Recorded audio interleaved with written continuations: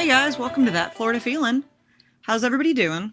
I hope it's been a good week into the new year. I hope you guys enjoyed my recap of Florida Man 2025 from last week. Florida Man's always fun to talk about. First, I want to give a shout out to an amazing podcast. I'm hooked on it. I want you guys to be as hooked as I am. It's super relevant. It is super relatable, and they are great. And that is Talking Codswallop. They've been doing this for about 9 years, and they are amazing. Absolutely love interacting with Gemma. She's an amazing person. And if you're looking for a super fun podcast, please go check out Talking Codswallop. Definitely recommend it. Hopefully I get her on soon. And also, don't forget to check out Unfiltered Studios. Talking Codswallop and myself are both part of those. And it's a great, great network of podcasts. Half the time, none of us have the same thing to do with each other, and that's the best part of it, because you can find something that you like there, and there's something for everyone. All right, guys. Today we're going to talk about Duval. We're going to talk about Jacksonville. And this is fitting today because I'm recording this a day early on January 8th. This is Elvis Presley's birthday. And I am going to tell you about the time that Jacksonville rioted thanks to Elvis. On May 13th, 1955, Elvis Presley was performing in Jacksonville at Wolfson Park, and that resulted in his first ever riot. Glad to know it was in Florida. Glad to know Florida could always show out. A crowd of over 14,000, mostly teenage girls, stormed the stage area after he invited them backstage. They took him literally. Fans tore his clothing, chased him into a dressing room, and had forced him to escape to the showers. They took him at his word. So what exactly happened? Elvis was performing. After performing at the Hank Snow Jamboree, Elvis told the crowd, "Girls, I'll see you backstage." They took him literally at his word. A massive, frenzied rush caused this. And now we all know Elvis. Elvis was a great performer. Elvis did things that most people had never seen. Elvis was, for his time, amazing. And he's still one of my favorite performers. So it was no surprise that all these girls went rushing to him. It was their chance, and they were going to take it. Fans actually made it to him. They ripped his clothes to shreds, including his jacket, shirt, and even his underwear, leaving him with only one shoe and sock, which means that some people got a very good view of Elvis. What was the impact? Well, the impact was actually that this event convinced manager Colonel Tom Parker of the immense, passionate popularity for Elvis. These girls literally went wild for him, tore his clothes off of him. So what does this mean? This means that he could be a superstar, according to Colonel Tom Parker. Now, did this result in anything for Jacksonville? Yeah, it did. Due to this and similar smaller disturbances, city officials required police to start watching people's performances. In fact, they also made police watch his 1956 performance with cameras to see if there was any issues. Now, is this the first time this happened? Yes. Is it the only time it happened? No. If you've ever been to Jacksonville, then you know Jacksonville turns out. I still say Cat Williams had the best skit about Jacksonville. Look it up. It's great. But another separate incident, often cited as a near riot, occurred in 1975. Leonard Skinnard, Jacksonville's own Leonard Skinnard, caused another near riot where about 500 people threw bottles and caused about $1,400 worth of damage. Now, the interesting part about this is Elvis was always known for inciting riots, getting girls to scream. In fact, my mom has told me stories when she used to go see Elvis in the movies.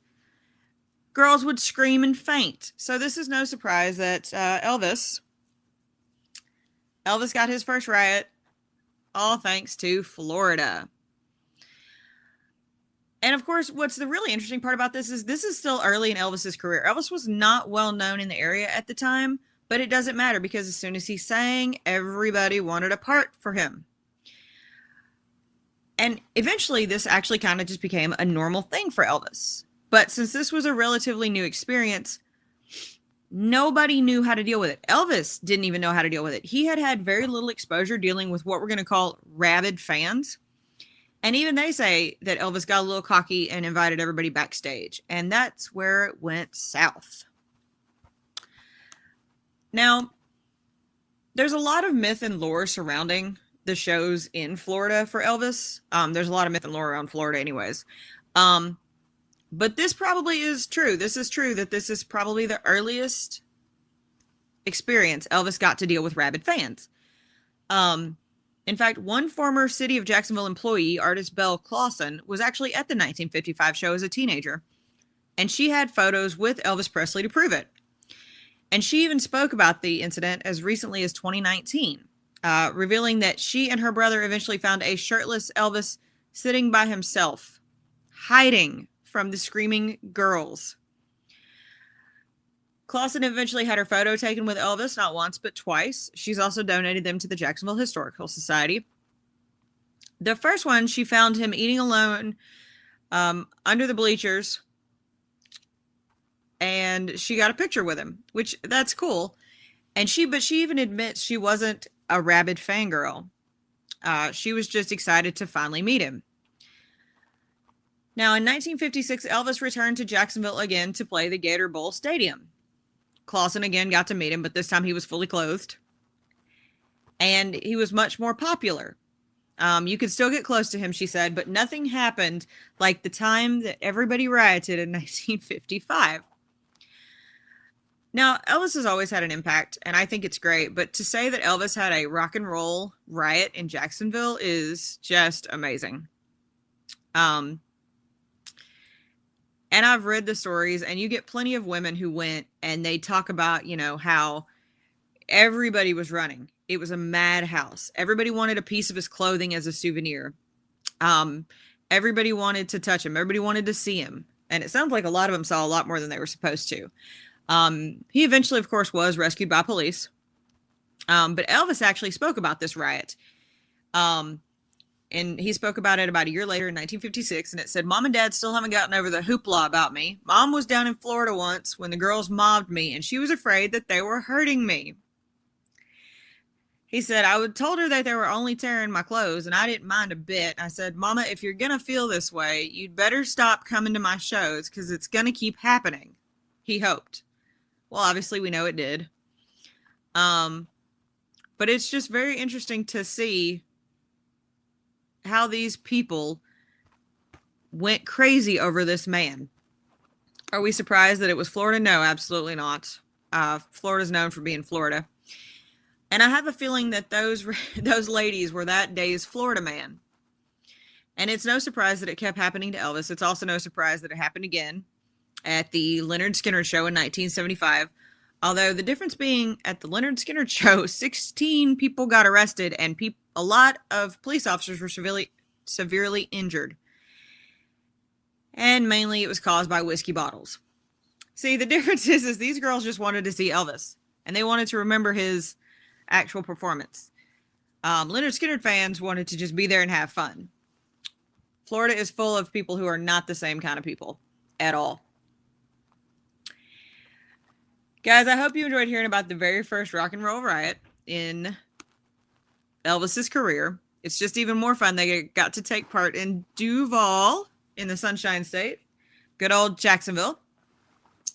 I know this is a little bit of a shorter episode, guys, but sometimes I have to do fun things like this, and there's nothing really to fit them in with. Like, I can't just do Jacksonville. We've already talked about Jacksonville. So instead, on Elvis's birthday, I just wanted to talk about the very first riot he ever got right here in the Sunshine State. If you guys do have any topics, I would absolutely love to hear them. You can email me at thatfloridafeel@gmail.com. You can find me on any of the social media websites. I love hearing from you guys, even if it's just to say hi. And I really appreciate you guys supporting the podcast, telling other people, sharing the information about it, sharing those posts, telling random people that you meet in a hotel. I love it. You guys are amazing, and you're the reason that I'm still doing this. But I do have something for my Ohio twin, and she will know what this is, and she will understand this. I'm a Barbie girl in a Barbie world. And that's all you're getting. Now, there's your Easter egg for the day. I do not sing. You can obviously tell why. I prefer to talk. But there you go. You know who you are, and I miss you being a podcaster. All right, guys. If you choose to come back next week, I promise I will not sing. I promise. It's very rare that I do sing. But that had to be done. And don't forget to check out anybody on Unfiltered Studios. Shout out again to Talking Coswallop and Gemma. And guys, don't be those people. Don't be Florida man. Don't be mean. The world's full of enough mean people. But do drink your water, wear your sunscreen. And as always, guys, that's your daily dose of sunshine. This podcast is a production of Unfiltered Studios. If you would like to know more about joining Unfiltered Studios, please visit our website at unfpod.com for more information.